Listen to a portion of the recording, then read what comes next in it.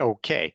Well, we maybe get the slide situation fixed. I wanted to start with giving a round of introductions to those on this panel with me today. So this paper was commissioned by 7 manufacturers. And if we get to the slide, you'll see who those manufacturers are. But they were from Artistic Milliners, Epic Group, MAS, Patix, Tall Apparel, um, Simple Approach, and I believe I'm also, oh, okay, maybe there's a delay on my slide with the slides.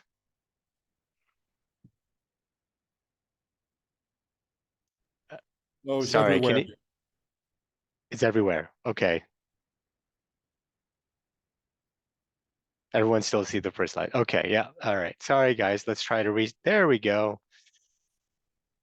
All right, so technical challenges are a common occurrence in this day and age. So here are the group of 7 manufacturers that commissioned the report: Artistic Milliners, Epic, MAS, Simple Approach, Tall Apparel, Patix, and Nitex. That was the one that I had forgotten. And joining us today on this webinar is Sakib from Artistic Milliners, Vidura from Epic Group, Namanti from MAS, Ariane from Patix, and myself from Tall Apparel. And this paper would also not have happened without the generous support from GIZ, Fabric Asia, and the Transformers Foundation. And we're also very grateful to the report's author, Rayvon, for lending his expertise to this paper.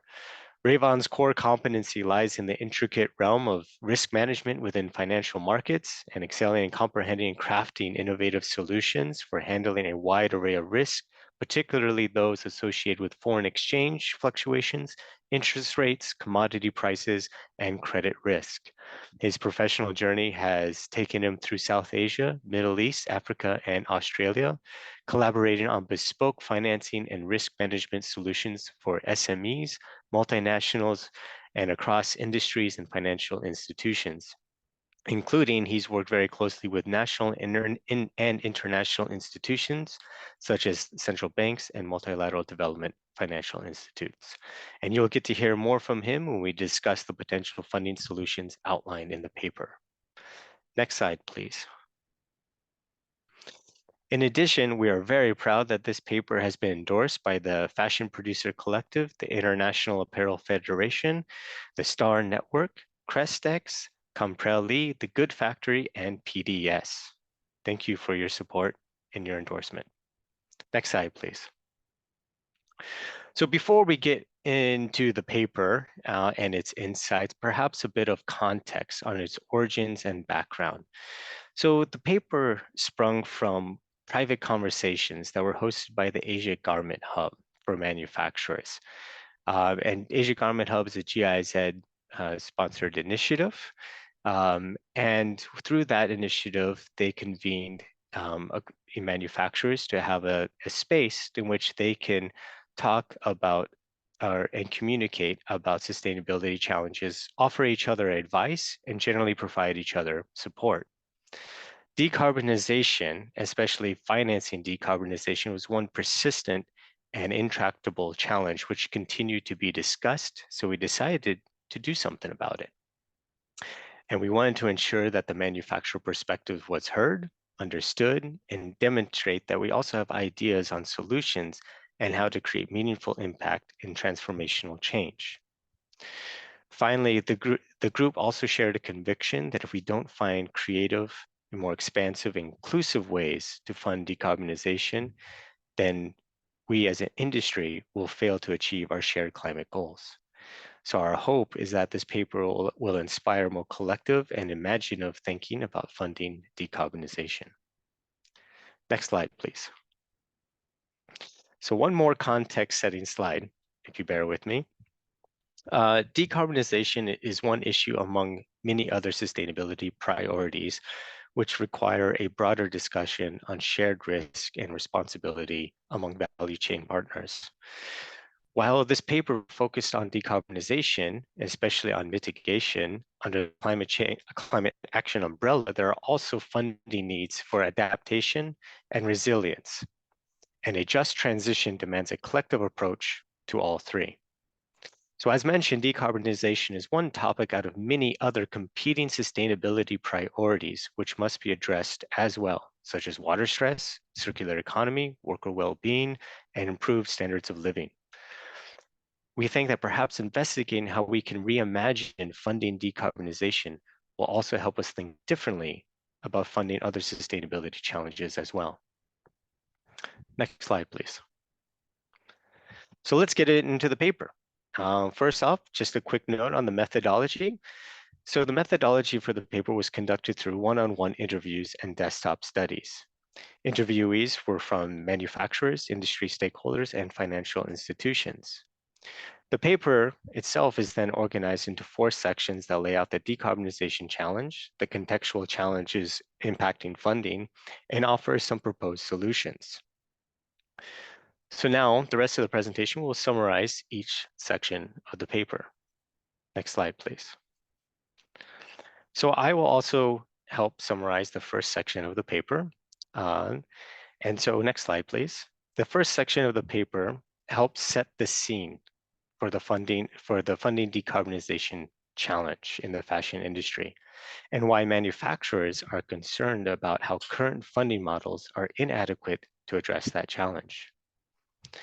It is well documented that the majority of the fashion industry's greenhouse gas emissions occur in manufacturing and raw material stages of the fashion supply chain. So from garment manufacturing, cut and sews, all the way through to the raw material production. That includes the fabric dye mills and the spinning mills along that supply chain, or as we say in the industry jargon, tiers 1 through 4. The Apparel Impact Institute estimated that to fund this decarbonization challenge, approximately $1 trillion needs to be mobilized to do this. Since the majority of emissions occur in the production stages of the fashion industry, it is worth asking, how can we raise this kind of funding across the expanse of the fashion value chain that is inclusive and accessible to manufacturers who would need these funds? Is it feasible under current conditions? Since current funding models are geared towards debt, and then the question also becomes, can the fashion supply chain hold this kind of debt? And this requires a nuanced look at how the debt to revenue ratios measure up in the fashion value chain. We see there's a significant misalignment of accessibility, availability, and affordability of funding solutions compared to where the concentration of emissions are, which poses a real challenge to how the industry will meet its decarbonization goals. So next slide, and I will have the pleasure of handing it over to my esteemed colleague, Saqib. Thank you. Thanks, Matthew, for introducing us and laying out the whole pathway of this webinar. So as Matthew was saying that, during this research, we found a lot about what kind of funding is available for decarbonization. But the problem always was some funding was good for one region, not good for another. And that's why we had to deal a lot about what kind of funding is available in the context of the funding for everyone. So the funding needs varied from short payback to long payback. And let's just define what these payback periods are. So for us, after the research, what we found out was short-term payback is like within 3 years, medium-term payback between 3 and 10 years, long-term payback, which is beyond 10 years. And after these 3 types, another type is that for some projects, the increase in OPEX was another problem, which needed to be dealt with. Next slide. And in the next slide, I'll just give you a few examples on how a same type of project can have different paybacks, and the challenges can be so different for manufacturers working in different geographies as well. Just to give you an example, let's talk about replacing fossil fuel boiler with biomass. So depending on the cost of the original fuel, the payback can vary from being low payback to high payback. If someone is in a geography nearer to a source of biomass availability, this project seems feasible for them.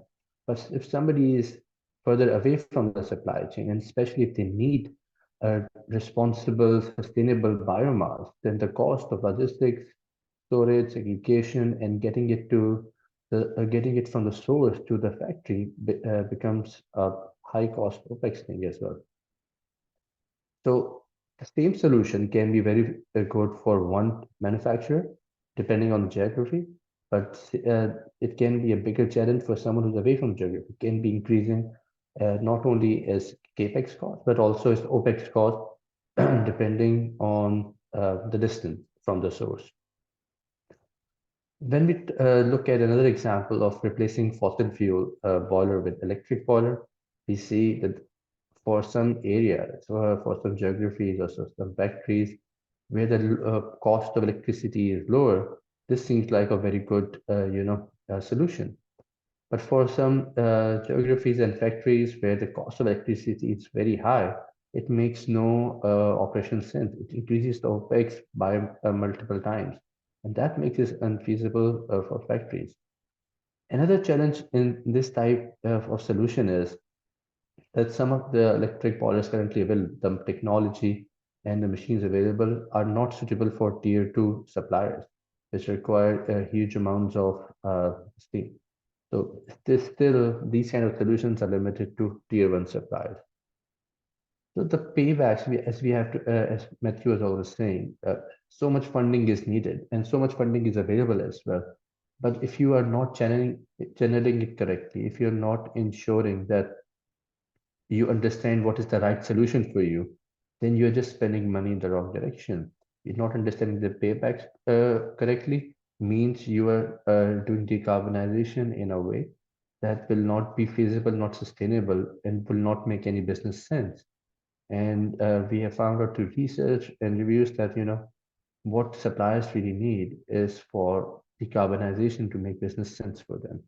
And I think as we move on to the next slide, and I will be handing over to our esteemed colleague Vidura, who will be talking about what are these financial and business bottlenecks that limit the use of these funds. Go ahead, Vidura.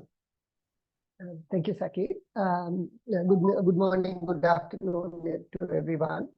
So we have looked at 7 different business and financing bottlenecks. Of course, the details are in the report. First one is that the capital expenditure risk is not shared, where the complete risk is checked with the manufacturers. Second is a lot of the solutions that's being discussed by various organizations also are only related to debt, and not everyone is able to take on debt. So we are looking at, we don't have much solutions that are beyond debt. Third one is as Sakib gave some examples, some of the solutions actually increase the operating expenses of the company, and the current business models don't really allow these upcharges to be passed to the customer, or the brand or retailer, or even the consumer. Then there's business cycle risk. So we know the last 1.5 years, quite a lot of industry players has been suffering because of low orders and low sales. And what happens if during these periods investments dry out? So looking at our 2030 targets, we don't have time to wait and invest only during the years that the businesses are doing well, because that means we will miss our 2030 targets. So we need to separate the business cycle from our investment cycle. Then the next one is debt affordability. Quite a lot of debt is not affordable for at least some part of the manufacturers. And what I mean by that is, of course, the indices are already high. So far, it's around 5.4, I think, right now. And because the overall debt is high, cost is high for a lot of players, the investments are difficult to make. The next one is lack of tools to de-risk investment and debt, because, for example, there are country risks and there are risks of repayment for small and medium enterprises. So unless we remove this risk from them, borrowing will be difficult. The last one is not really a financing bottleneck, but there are a lot of challenges with local policies for renewable energy integration and energy transition that also slow down the decarbonization work. Next slide, please. So what the report says is this. For some parts of the supply chain, especially the large and medium scale manufacturers who also have a fair visibility for their order cycle, there are funding mechanisms for short-term payback projects. But when it goes to medium-term payback projects, only very limited funding is available, and that generally is for large manufacturers only. We did not find any models that are supporting funding for long-term or no payback projects that is at sufficient scale. And we did not find any models that support projects that actually leads to increased costs. Next slide, please. So when we talk about funding for decarbonization, the tools and the solutions that we have conceptually designed here tries to address some of those shortcomings that is mentioned in the business risks as well as the accessibility for different groups. Next slide, please. So we have broadly categorized the solutions into 3 groups.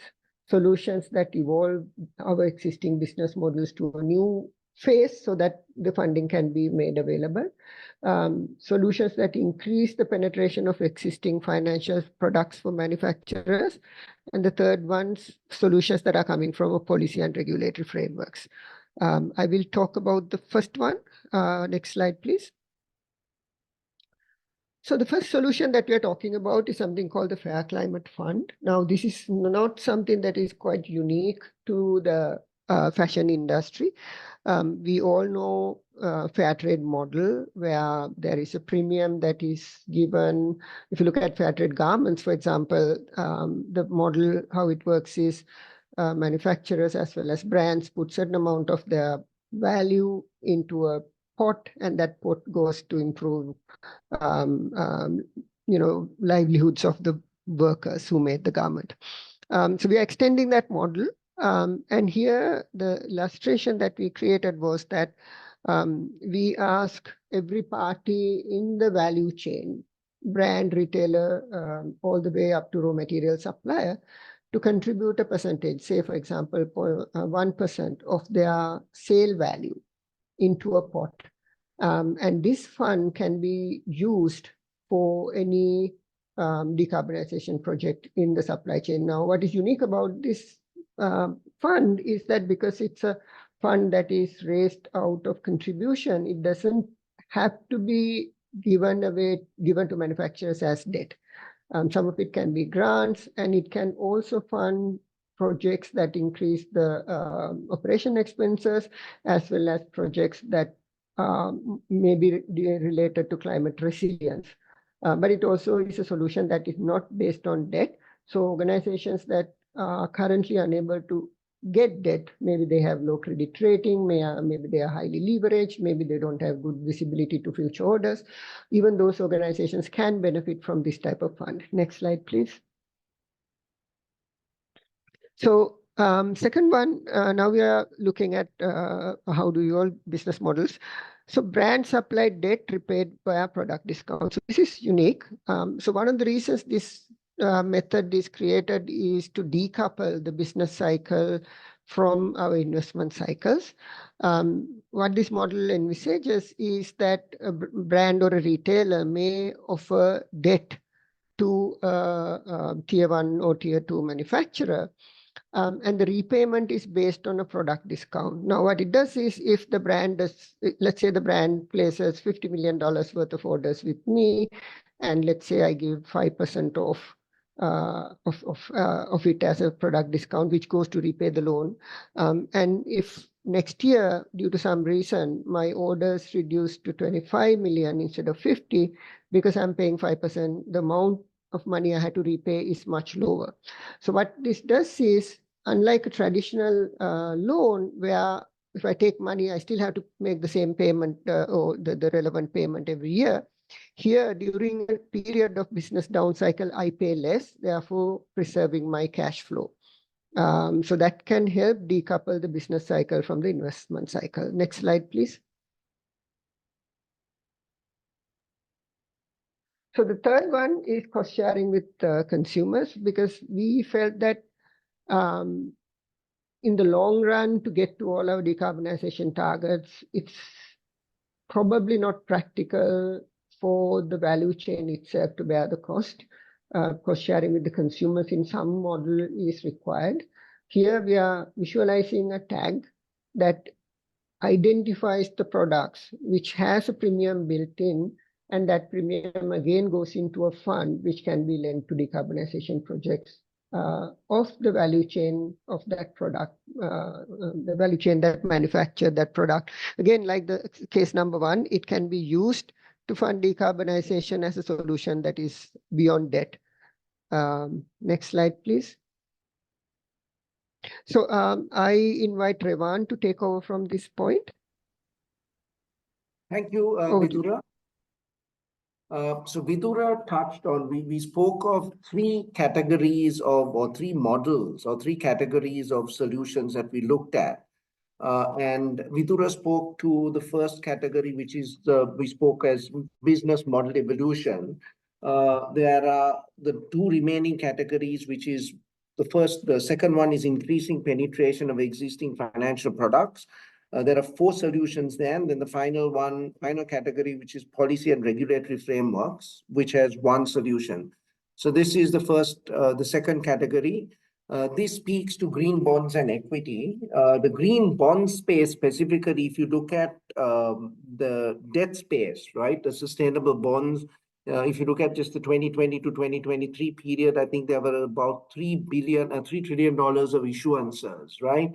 When we look at the equity space, right, where people are looking at taking equity investments or listing equities that are tied to ESG-linked investments, the amount of money that's going in there, the amount of capital that's going in there is extremely large, right? So what we are speaking to in the solution here is to have the manufacturers sort of tap into looking at raising financing via green bonds and green equities, again, focusing more on the equity space because that sort of diversifies your funding sources to address the types of projects that may generally not be financed or not financially viable for debt. The next slide, please. Islamic finance, again, a solution that has seen wide acceptance in the world, from all parts of the world, all types of industries. Again, put things in perspective, the asset base in the Islamic world is in excess of $2 trillion. Huge pools of funds looking at financing Islamic development products. You've got also specialized banks. So you have the big multilaterals and the DFIs, but now you have Islamic development banks, right, which have committed 35% of their funding over the next 3 years, which is for climate financing. So there are the Islamic financing institutions are coming with huge, deep pockets. And then you have the institutions like the IDB looking at focusing 35% of their funding for climate financing, again, therefore, the importance of the garment industry and the manufacturers looking at tapping into these sources of funding. Next slide, please. Mitigating business cycle risk, right? We talk about insurance from investments to cover disruption or downturns that businesses go through. This solution doesn't primarily increase the availability of financing to businesses or to projects, but we believe this solution would significantly increase the accessibility of financing to a lot of companies and a lot of businesses, right? The insurance comes in and gives them cost reductions and sort of makes their projects, which may not have normally been attractive to investors, possibly making it attractive when you bring in the risk mitigation via insurance policies. The next slide, please. And this speaks to the policy and the solutions we spoke on with regards to policy and regulatory frameworks. So we've come up with one solution here, and this is the establishment of a just transition fund. And that can come with credit guarantees from governments or DFIs or MDBs, as they call them, or export credit agencies to look at actually financing, I would say even the long-term projects, the no payback projects, etc. So this is a very critical piece, a critical solution that we believe should be taken up and taken up on an urgent basis. That puts us at the end of the solutions. So I would sort of move to the next slide and hand it over to Vidura. Yeah, so earlier slide, Revan was talking about credit guarantees to de-risk perhaps currency risk in some countries where borrowing in hard currency is difficult. The final one that I'm speaking about is a just transition fund. So the way we envisage this, so right, Revan. The way we envisage this is a solution that can, for example, be set up by EU, where there is a regulatory levy imposed upon, say, for example, luxury brands, minimum one, so that it doesn't really hurt the consumers. And this fund that is collected can actually be leveraged into decarbonizing the supply chain. Again, it's a regulatory levy fund based on a regulatory levy, so it can both act as debt and grant components, and it can also be used for climate adaptation for vulnerable communities. We recently heard that there is a tariff regulatory levy that France is planning to apply for certain categories of fashion. So the money that is raised should actually go to decarbonize fashion, and that can be used for funding for these type of funds that can actually make a difference in the supply chain. Next slide, please. We've come to a conclusion, and conclusion is really a call for action. Of course, we just gave a very whistle-stop tour of the work. There's quite a lot of detail, and each of the 8 solutions that we spoke about is discussed at length in the report. So I really invite all of you to read and also give us feedback on what do you think, what works and what would have, how we can improve it. But the key 7 calls to action is that we really need policy advocacy that supports financing for decarbonization. This has to happen in all geographies where the fashion industry is there, whether it's in US, Europe, UK, Japan, or even in manufacturing countries, because even in the countries with dominant manufacturers, there's quite a lot of work that can be done, including setting up financial instruments or creating the framework where proper financial instruments can be implemented to support decarbonization. It's important to impose transparency and reporting standards. Quite a lot of these funds will rely on having good data and also proof of actual carbon reduction. So that has to be created. And we think the Fair Climate Fund is perhaps the easiest to implement given the current conditions. So we strongly recommend that the brands and retailers, along with their manufacturing partners, work together to create it as a pilot basis so that we can learn from that and scale it. We ask the increase of availability, accessibility, and affordability of financing for decarbonization. We believe while there are certain amount of funding available, as I mentioned earlier, it's not accessible for majority of the companies that actually required. A lot of the new tools that are coming from some organizations that we've seen seems to be focusing on the same, perhaps 5% of the market who currently have access to funding.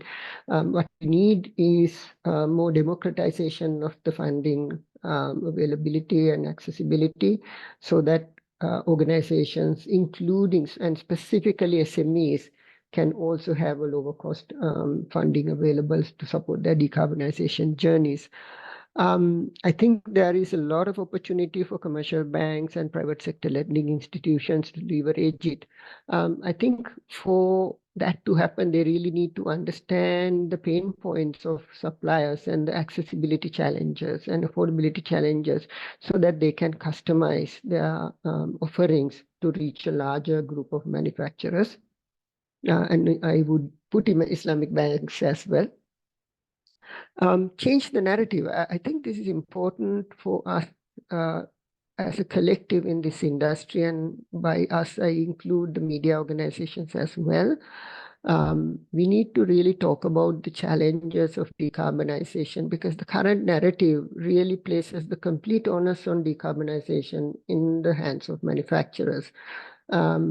And what we wanted to emphasize is that if decarbonization is to succeed, it has to be a collective effort that brings together brands, retailers, manufacturers, and other organizations, especially including the financial organizations, where we all share the risk, the responsibility and burden of decarbonization, rather than leaving all the risk, responsibility and burden on one or two parties.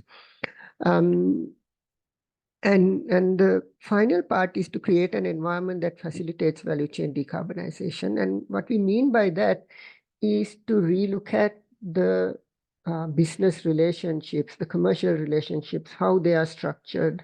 And if we don't really do that, I don't think decarbonization, or we don't believe decarbonization is going to scale at the level that we want. We cannot expect business as usual, especially the current commercial structures, commercial relationships we have between brands and manufacturers, tier 1 and tier 2 manufacturers, to remain as it is, and also be able to decarbonize within those relationships. So it's an invitation to relook at the relationship, have good conversations with the supply chain partners, and identify where the roadblocks are and work collectively to overcome them. So that's all from us, and I hand over to Matt. Thank you, Vidura and Rayvan and Sakib, for walking us through the report. We'll now turn it over to, actually, I invite all the panelists. We also have folks from Patix, as well as MAS, if you'd like to turn on your cameras as well to join, and we can start with the questions from the participants. So one of the first questions that we'd have received a few already in. First one is from Rakesh, and he would like to understand that within the financing bottlenecks, did the paper consider the absence of taxonomy for such decarbonization transition? And Rayvan? Yes, perhaps that's a question for Rayvan. Hello, can you hear me? Yeah. Yes. So we looked at a certain lenses. Can you hear me, Matthew? Yes, go ahead. Yeah. So when we looked at financing, we identified certain set of lenses to look at the bottlenecks, right? And we looked at payback periods, we looked at accessibility, affordability, and availability of financing. And then we actually looked at the various jurisdictions the manufacturers or the suppliers were based in, right? But yes, we do understand the need of looking at it from this additional lens. But I guess the current paper does not specifically speak to it. But if you look at how the paper is structured, maybe there are nuances and references that can be actually applied to the question here. I think that's, Vidura, would you like to add to that? Or does that sort of answer Rakesh's question? No, I wasn't very clear. Rakesh, if you can do a little bit more elaboration, what you actually meant by absence of taxonomy. Taxonomy in what context is the piece that I wasn't very sure. So if you can clarify, you can type in, and I will happy to dig deeper into that. So there was a bit of a follow-up in terms of some recommendations that Rakesh also had, and some of it had to do with how do we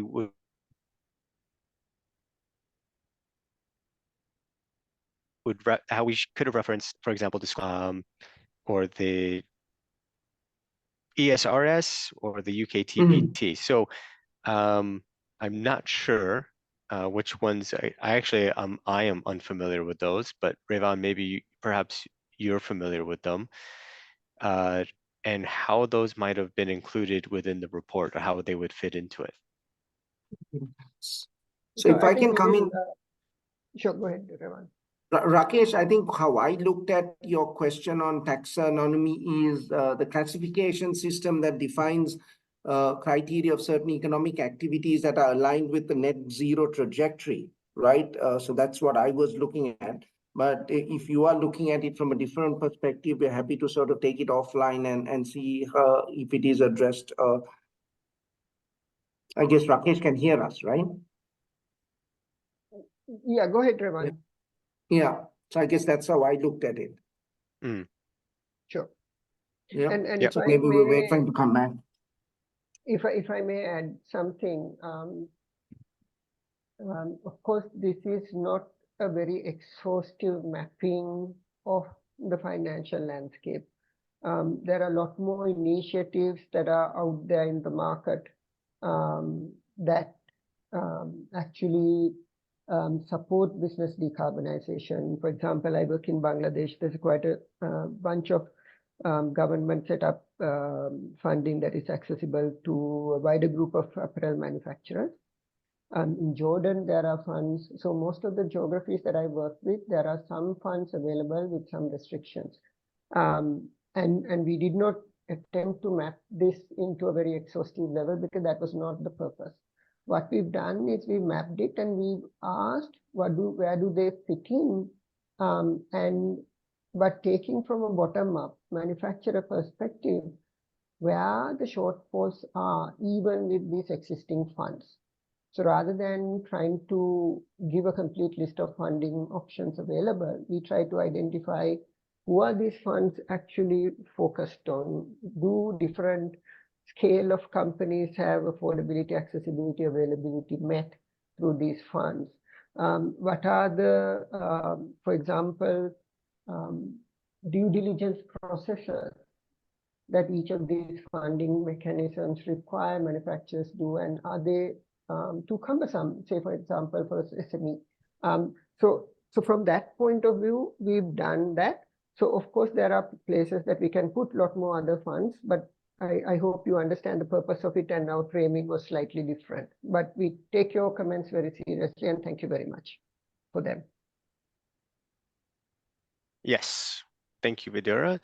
So we have another question that talks about, say, solar or wind energy initiatives, such as, the Bangladesh project, with funding from H&M Besa, the offshore wind.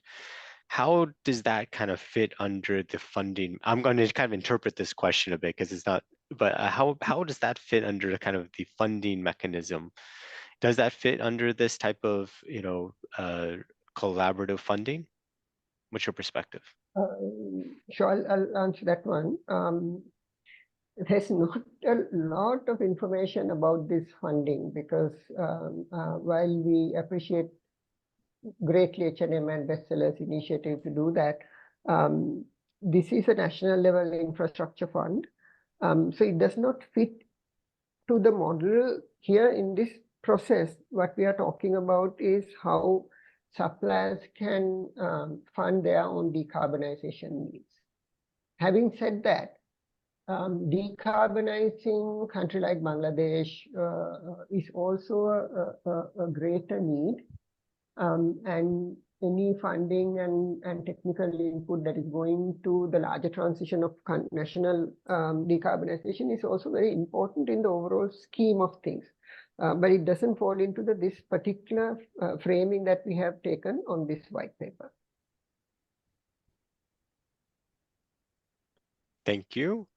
And just another question, because potentially the European Union CBAM, the Carbon Border Adjustment Mechanism, could eventually reach the textile or fashion industry. How might that change, or does that fit in with also this type of funding, or how that might change the perspective of funding decarbonization in the fashion supply chain with such a mechanism, say, in place? I think if I can try and take this question, so what we looked at here is solutions that are where we believe if implemented, if focused on and pushed through, would increase funding for decarbonization projects. Okay, and then again, we spoke about the increasing availability, increasing affordability, and increasing accessibility for certain types of projects that currently do not even get access to any form of financing, whether it's debt, equity, or even grants. So if and when, I don't know the details of the CBAM mechanisms at the moment and how it's implemented in various industries, but what we believe is, should these mechanisms be implemented or come and flow through to the manufacturing of the apparel industry or the manufacturing sector, we believe that the solutions that are provided or spoken to here would continue to facilitate and increase the availability of financing needs to ensure the decarbonization goals and targets are met. Can I offer a slightly different perspective? In my opinion, this is more the case of brands and manufacturers urgently coming together to collectively fund, because we have a choice. Either we raise the funds, and from the brands, from the manufacturers, and from the consumers, we collectively raise the funds and decarbonize, or we pay it twice. First, as a regulatory levy at the border, and then still again at that. So to me, if we want to keep the longer term costs under control, I think making those investments in a collective manner makes all that more sense when we are looking at future of CBAM. And maybe just to add, Vidura, another point of view is it'll heighten the disparity more for medium-term players, because I think if it's a bigger company, they'll be able to fund their decarbonization, hence be eligible and be more attractive to a brand. So while it'll create economical sense, it might not solve the problem of moving the full industry to decarbonization. So I think that's one other avenue. I think we all are encouraged by regulation coming in, but then to address the disparity, I think we still need this type of funding mechanism and collective action.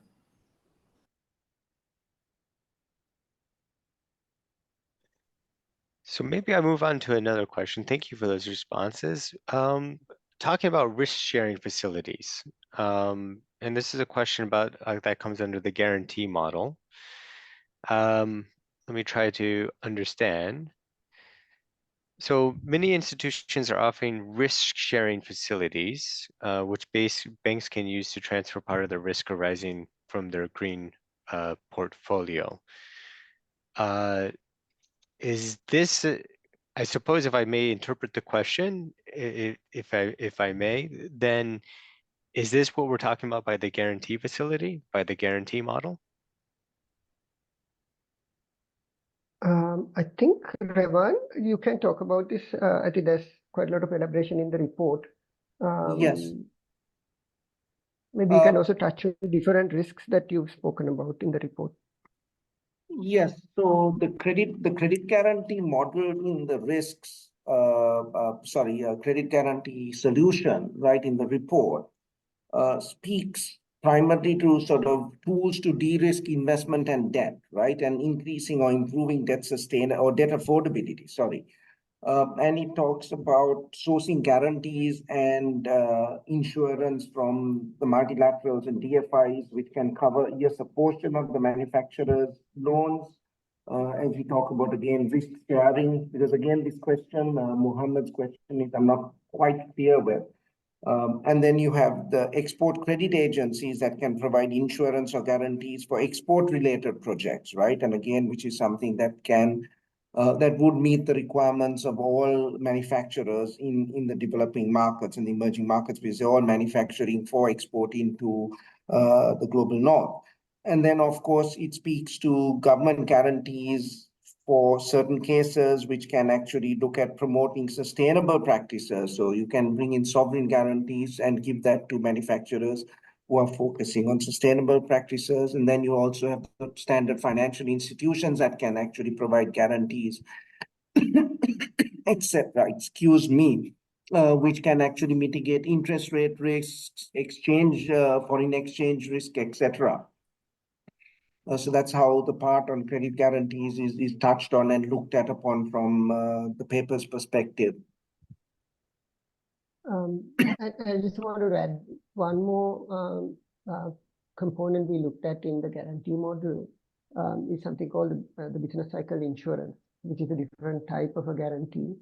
Again, companies don't want to borrow money because they don't know when the next business downturn comes and how they're going to be able to pay. So we looked at models that is prevalent in the agriculture industry, which is crop insurance.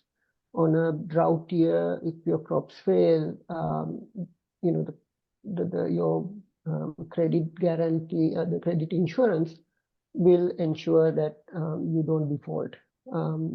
And you pay a premium for that. So that type of a models has to be, converted into supporting apparel industry's cyclical nature, which is another form of a guarantee. So I think what is important is there are multiple ways of de-risking, and there are tools that are available in this industry, in financial industry, as well as other industries. I think we need to start looking at it and see what types of de-risking and guarantees are needed for each geography for the projects to move forward. Because one of the things we keep emphasizing is that there are no universal solutions, because each country, each geography has their own peculiar nuance in what supports or hinders action. So the tools that are needed for each geography may be different to the others. And we need to sit and study and implement the correct version in the correct geography.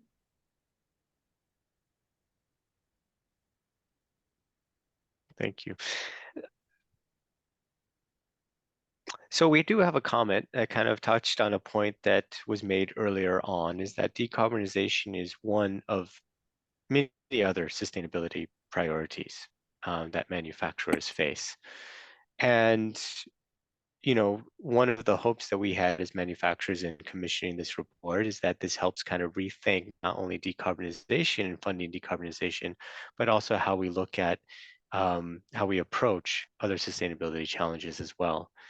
And obviously funding becomes a challenge with other sustainability challenges too. So is there just maybe some of the panelists could comment on, we think that some of these other solutions, some of these funding solutions could be applied to other sustainability challenges as well? Yeah, I'll start with the answer. I think, Matthew, the good part about this paper is that we are not just listing, solutions, funding requirements for one kind of solution.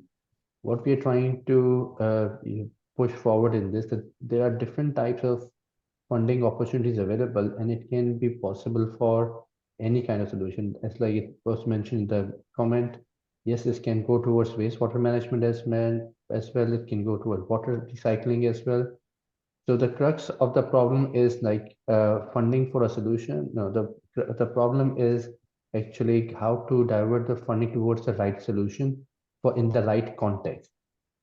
As there was a question about like the funding going towards Bangladesh, about solar and wind power, and that funding, if for example comes to Pakistan, we don't have power purchase agreements. It will be totally useless for the manufacturers because they won't be getting green energy directly from the grid.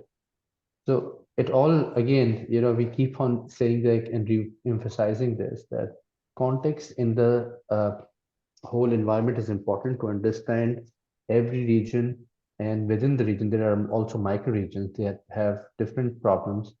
And what we're trying to put up here with this paper is that what are the possible different solutions? And as we've seen in the questions and comments, there are different point of views coming in, which will help us in understanding this subject a lot more.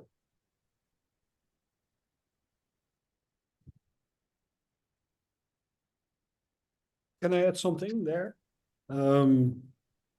I think it's not so. I think sometimes it's good to zoom out, because I think one of the things is like we said, change the narrative, and I think it's important that whatever subject is passing around, that there is a good conversation between the brands and the suppliers on what are the priorities and how are we going to approach it, and who is going to pay for what. I think that is the ultimate goal on any kind of subject, and have a reasonable risk, financial risk, all over the supply chain. I think that is, for me, the core of this project. We can have many technical discussions on whatever, but depending on the region you are, circumstances. I'm in Cambodia. The whole energy problem is a completely different one than in Bangladesh. The financial system is different. Tax regimes are different. So there's many things to it.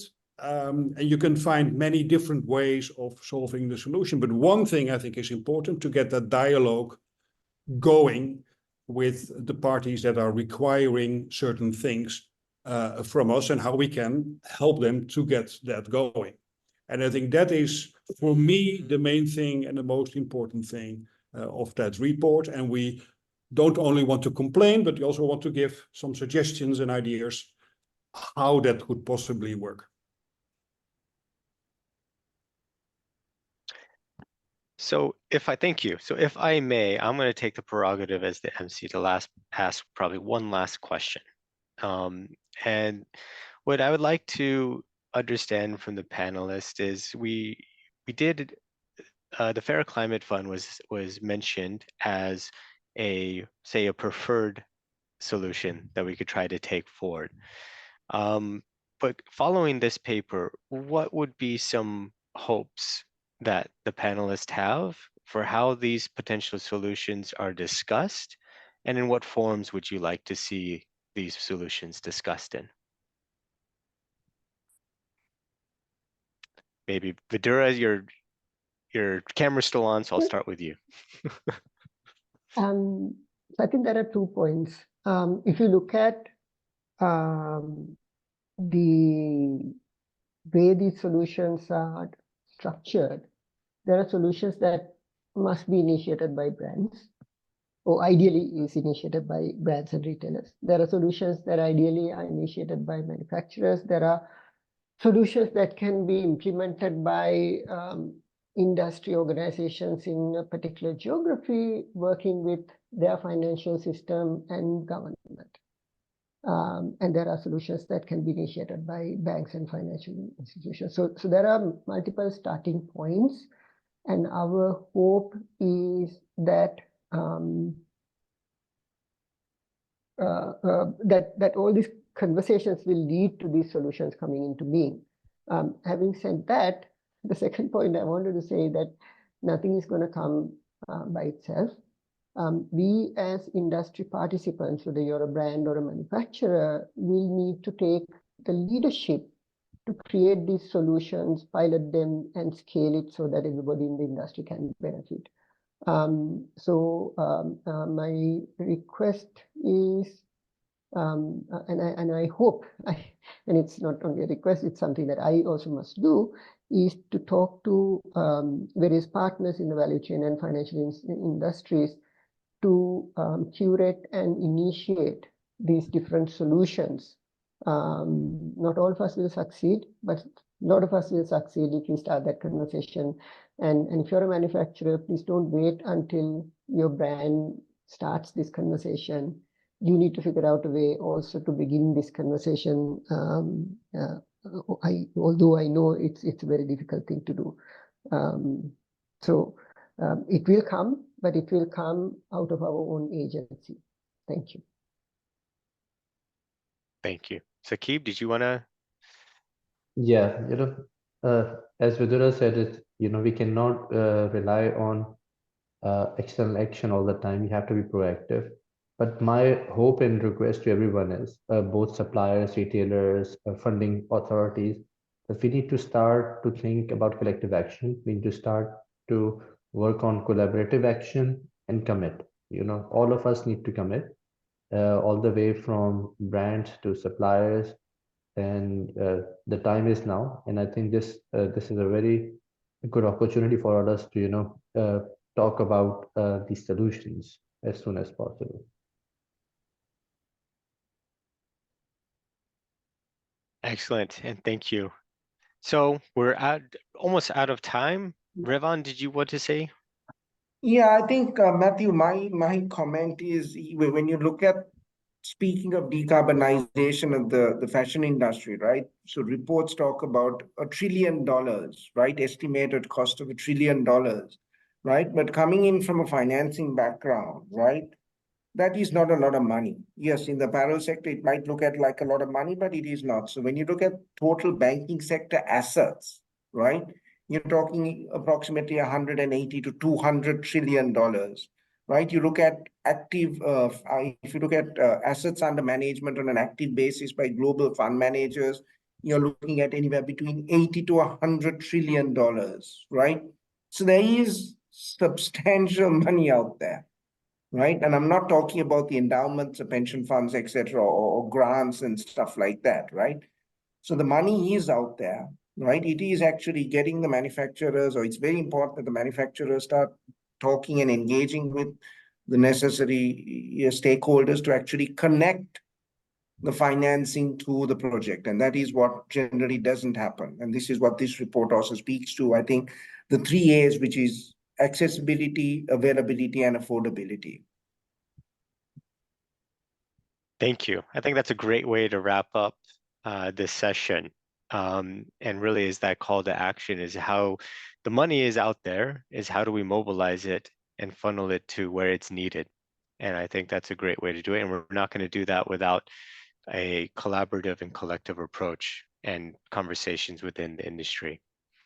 So with that, thank you very much, everyone, for joining the session today. We appreciate you and we appreciate your time. We hope to have more of these conversations in the future. Thank you to the panelists, to our supporters, GIZ, Fabric Asia, and Transformers, as well as our esteemed author, Revan. And I believe everyone will be sent a copy of the report or a link to it. If you're a manufacturer on this, please go look at Asia Garment Hub and join the supplier meetups. We look forward to talking with you there and sharing your challenges as well as solutions and providing you with support in our support community. So thank you very much.